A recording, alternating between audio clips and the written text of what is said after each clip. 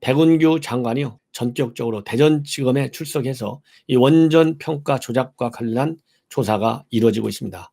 지금 현재 시간이 11시 지금 10분인데요. 지금 이 보도에 조사가 끝났다는 얘기가 안 나오고 있어요. 상당히 강도 높은 조사가 이루어지고 있는 것 같습니다. 그래서 오늘 조사를 통해서 이 월성 1호기 조기 폐쇄 문제와 관련해서 이 백 장관이 어떤 청와대로부터 지시를 받았는지, 청와대 지시를 받고 어떻게 산업부에 지시를 했고, 또 한수원에는 또 지시를 했는지, 특히 이미 감사를 통해서 경제성 평가가 조작됐다, 이것이 기정사실로 밝혀졌어요. 이것을 이제 법리적으로 검찰에서 지금 수사를 통해서 밝혀내는 과정에 있습니다. 그렇기 때문에 이 경제성 조작과 관련된 백 장관의 범죄 부분이 어디까지 있는지, 그 다음에는 이 감사원에서 감사를 하니까 말이죠, 이 산업부에서 공무원들 3명이 원전 자료 530건을 삭제하는 과정에 백 장관이 어느 정도나 깊이 있게 관여를 했는지, 이런 것들이 모두 이 수사 선상에 올라와서 오늘 조사를 받을 것이다. 그리고 지금 현재 이 한수원 사장을 건너뛰고 백 장관을 먼저 조사한다는 얘기는 바로 일단 청와대를 겨냥한 수사로 본격화되고 있는 것이 아니냐. 그래서 이제 청와대에 대한 압수수색 영장을 청구해서 청와대에 대한 수사로 이제 검찰의 수사 초점이 옮겨가는 변곡점에 도달해 있다라고 봅니다. 그래서 이 사건과 관련해서는요, 이 검찰에서 지금 현재 이 월성 원전 사건, 박범계 지금 내정자도 얘기했지 않습니까? 본인이 적절히 수사 지휘를 하겠다, 지휘권을 발동하겠다, 이렇게 얘기를 했거든요. 그렇기 때문에 수사 지휘권을 발동한다 하더라도 이 범법 사실에 대한 검찰의 수사 진척 상황을 뒤집을 수 없을 정도로 강력하게 속도를 내어야 한다라고 다시 한번 제가 강조하고 싶습니다. 이제는 인권위 동향을 여러분께 말씀을 드리겠습니다. 국가인권위원회가 작년 7월에 이 박원순 시장의 피해자 그리고 지원단체 측에서 인권위에 직권조사를 요청한 사항이 있어요. 이 박원순 시장 이 성희롱 사태와 관련해서 인권위가 조사에 착수한 지 5달 만에 결론을 내렸습니다. 인권위에서는 전원위원회를 열어서 결론을 내렸는데요. 이 사건은 박원순 시장이 하위 직급 공무원한테 행사한 성희롱이 맞다. 그래서 그 근거로서는 이 박 시장이 늦은 밤에 피해자에게 부적절한 메시지를 보내고 사진도 보내고 이모티콘을 보내고 또 이 집무실에서 네일 아트한 손톱과 손을 만졌다는 피해자의 주장이 사실이다.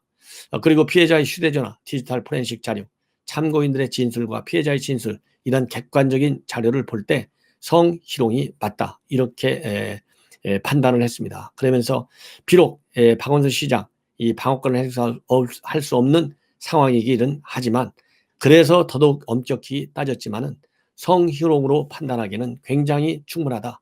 그러면서 이 사적 영역에 속했던 박원순 시장의 샤워 전후 속옷 관리까지 챙긴 거, 이것이 바로 성추행 문제를 심화시킨 원인이다, 이렇게까지 밝혔는데요. 진짜 이제 문제인 점은 바로 뭐냐, 이러한 성추행을 알고도 침묵했다거나 서울시 동료들이 아니면 상급자들이 또 아니면은 이 박 시장이 쉽게 성희롱하도록 도와줬다는 객관적 증거는 확인하기가 어렵다. 그래서 그러지 않아도 지금 문제가 되고 있잖아요. 이런 성희롱을 알고서도 방조한 책임, 이런 거에 대해서 이미 지금 경찰 이런 데서 조사를 했지 않습니까? 그런데 경찰에서 조사했는데 다 그게 무혐의라고 지금 판단이 나왔잖아요. 똑같이 인권위에서도 거기에 대해서는 객관적 증거 확인이 어렵다, 이렇게 되어 있고요. 그리고 피소 사실이 박원순 전 시장에게 전달된 경위, 이것도 파악하지 못하고 있다, 이렇게 얘기하고 있는데, 그 이유는 이 관련 수사기관에서 이 수사 중이거나 보안을 이유해서 관련 자료를 제출하지 않고 있고, 또 이 박원순 시장의 휴대폰 포렌식 결과도 입수하지 못해서 조사에 한계가 있다, 이렇게 밝히고 있어요. 자, 그렇다고 본다면요, 그야말로 10%만 인정한 거예요. 어느 누구도 부인할 수 없는 성추행 사실만 인정할 뿐이지, 이미 이 내용과 관련된 방조 혐의, 그리고 이 디지털 포렌식 결과, 이러한 중요한 사건에 대한 인권위 조사가 불가능했다라고만 하는 거, 과연 우리 국민들이 어떻게 이것을 신뢰할 수 있을까, 다시 한번 제가 거꾸로 권익위에 문제 제기를 하고 싶습니다. 그리고요, 이 헌법재판소 28일, 이제 며칠 안 남았습니다. 내일이면 26일이죠. 28일 날 공수처 우연 여부를 결정하게 됩니다. 이미 야당의 유상범 의원은 이 공수처 설치 및 운영에 관한 법률, 즉 공수처법은 우연이다. 그러면서 헌법소원 심판을 제기했습니다. 그래서 여기에 대해서 28일 날 우연 여부 결심이 나오게 되는데요. 국민의힘 측에서 이 공수처법이 이 헌법 위반이다라고 보는 이유는 헌법상 통제와 견제를 본령으로 삼는 권력 분립의 원칙, 그리고 삼권 분립의 원칙에 반한다는 것이 첫 번째 이유고요. 두 번째는 국민의 기본권과 검사의 수사권을 침해한다. 그래서 이 검사가 이 수사 독점권을 행사하도록 헌법에 그렇게 되어 있는데, 공수처가 갑자기 헌법에 따라서 검사에게만 보장되어 있는 기소권과 영장 청구권을 가지고 있다. 이것은 삼권 분립에 어긋난다는 것입니다. 그래서 이 헌재에서는 그동안에 이 사건을 청구한 청구인, 그다음에 법무부, 공수처 출범을 관장한 국무조정실로부터 의견서를 제출받아서 심리를 해온 것으로 알려지고 있습니다. 그래서 만약에 헌재에서 합헌 결정이 나면 지난 21일 출범한 공수처는 그대로 활동을 계속하지만, 만약에 이 합헌 결정이 나오지 않을 경우, 즉 우연 심판이 될 경우에는 존폐 위기에 놓일 가능성이 그 어느 때보다도 커지고 있는 상황입니다. 그런데 현재 9명의 재판관들 중에 한 6명 정도가 이미 진보파 판사들로 딱 차여져 있습니다. 그러니 거기서 우연 판결이 나오겠습니까? 천만의 말씀이죠. 예. 자, 이제 조민 딸 결국 의사시험에 필기시험, 그 다음에 실기시험 전부 다 합격했기 때문에 의사 면허증을 가지고 있어요. 언제든지 의료 이제 정식 의사로서 활동할 수 있게 되어 있습니다. 그래서 이 국가 이 필기시험 볼 때 필기시험 자격이 없다. 왜? 1심에서 부산대 의전원에 합격하기 위해서 낸 서류들 전부 가짜 허위문서라고 판결이 됐는데 무슨 소리냐. 그래서 시험을 보지 못하게 해달라 이렇게 가처분 신청을 했는데 그것이 기각됐어요. 그래서 필기시험에서 합격했어요. 그럼에도 불구하고 부산대는 계속되는 이 부산 의전원 합격을 취소해달라는 이런 민원과 그리고 이 요구에 대해서 법원의 최종 판결이 있기 전까지는 취소할 수 없다고 지금 버티고 있어요. 그러다 보니까 여러분들 잘 아시는 사회정의를 바라는 전국 교수 모임 한 6천 명이 좀 넘죠. 회원이 정경호에서 오늘 성명을 발표했습니다. 그래서 부산대에서는 당사자의 인권 보호를 핑계로 해서 국가의 핵심 기능 중 하나인 입시 제도의 공정성과 신뢰성을 뿌리채 훼손하고 있다. 그래서 정경심 피고인 1심 판결문에 따르면 이 모든 허위 증명서 이것을 소극적으로 입시에 제출한 것이 아니라 입시 부정의 주범으로서 적극적으로 제시한 것이다. 따라서 입시 부정 의혹의 당사자는 정경심이 아니고 사실상은 조민이다. 그래서 조민이 합격이 취소되어야 되겠다. 특히 부산대 의전원 신입생 요직 모강에 보면 지원자 유의사항이 명시되어 있는데 이 지원자 유의사항을 보면은 입학 원서 등 제출 서류 미비 또는 기재 사항이 사실과 다르거나 서류의 변조, 대리시험 또는 부정행위자는 불합격 처리하도록 되어 있고요. 입학 후에 부정한 방법으로 입학 사실이 발견될 경우에는 입학을 취소하고 졸업한 후에라도 학적 말소 조치 등이 명시되어 있다. 따라서 이 부산대는 반드시 이러한 이 입시 요강에 따라서 스스로 입학 취소 여부를 결정해서 하는데도 불구하고 여전히 최종 법원의 판결이 나올 때까지 그대로 합격을 유지하는 것은 권력의 편에 서서 정치적 편향성을 노골적으로 드러내는 것이다. 따라서 이것은 차정인 총장이 잘못된 판단을 하는 것이고 이런 잘못된 판단을 하다 보니까 부산대는 이제 국민적 공문이 대상이 되고 대한민국의 수치다 이러면서 다시 한번 촉구하고 있습니다. 그리고 이 시민사회에서도 시민단체 즉 학부모로 구성되어 있는 공정사회를 위한 국민모임이라는 시민단체에서도 말이죠. 오늘 이런 조민 입시비리 특별감사를 하라. 그래서 의전원 입학을 취소하도록 부산대에 요청하라. 이런 감사 청구서를 이 공정사회를 위한 국민 모임에서 감사 청구서를 교육부에 제기했습니다. 그래서 일례로 최순실 딸 정유라 사건 때는 교육부가 감사 요원 12명을 투입해서 열흘가량 이화여대를 아주 특별 감사까지 해가지고 감사 결과에 따라서 교육부는 입학 취소하도록 이화여대에 요구한 전례가 있고 이에 따라서 이화여대는 입학을 취소한 바 있습니다. 그럼에도 불구하고 이 조민에 대해서는 교육부가 입학 취소 결정을 내리지 않고 있고 또 감사도 하고 있지 않은 것, 이거는 직무유기다. 따라서 즉각적으로 감사를 실시해서 부산대에 이 입학을 취소하도록 하는 것이 옳다. 이렇게 지금 입장을 밝히고 있습니다. 그럼에도 불구하고요, 교육부에서도 아무런 조치를 취하지 않고 있습니다. 현재까지도. 그래서 이제 국민의힘 모임은 교육부 직무유기 혐의로 유은혜 장관을 고발할 방침이다. 이렇게까지 나오고 있습니다. 이와 관련해서요, 야당에서도 교육부의 특별감사를 요구하고 나섰습니다. 국민의힘 황보승희 의원은 교육부가 스스로 감사를 실시해도 모자랄 지금 판인데 어떠한 조치도 취하지 않는 것은 명백한 직무유기다. 외부인을 포함시켜서 공정성을 담보한 특별감사위원회를 구성해서 조사하라. 이렇게 촉구하고 있고요. 그럼에도 불구하고 교육부는 계속 버티고 있습니다. 이러한 시민단체의 요구, 국민의힘의 요구에 대해서 그것은 대학이 결정할 일이다라는 기존 입장을 고수하고 있는데요. 여기서 유전무죄, 그 다음에 이 권력자의 횡포가 나타나는 겁니다. 최순실 딸 바로 다 합격 취소됐잖아요.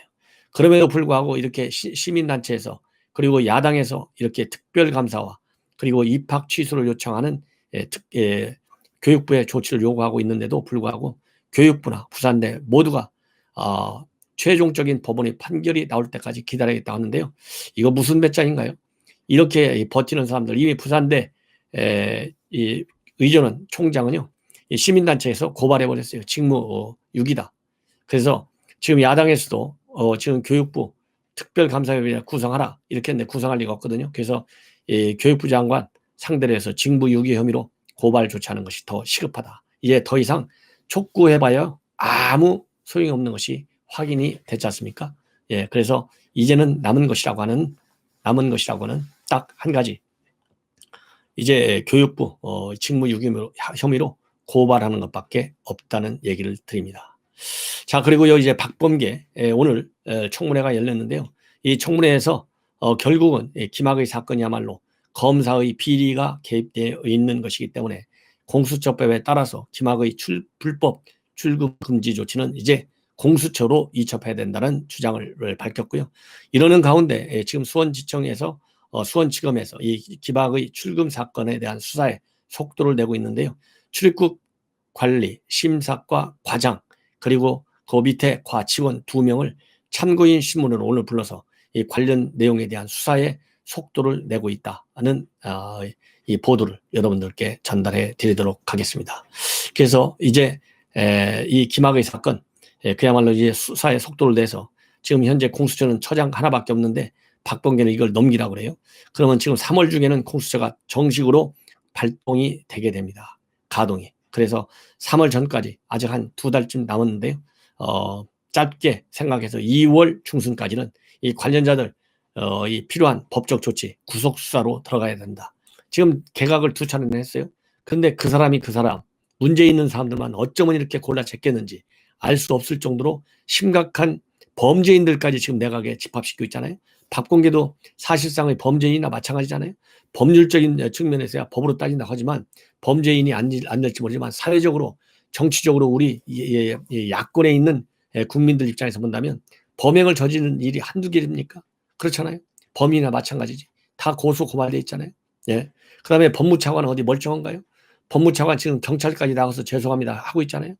지금 법무차관도 제가 보기에는 조조익설, 빠를수록 좋다. 빨리 사퇴하고 바로 검찰에 자진 출두하라. 이렇게 저는 얘기를 하고 싶어요. 그러다 보니까 성추행 사건 있죠.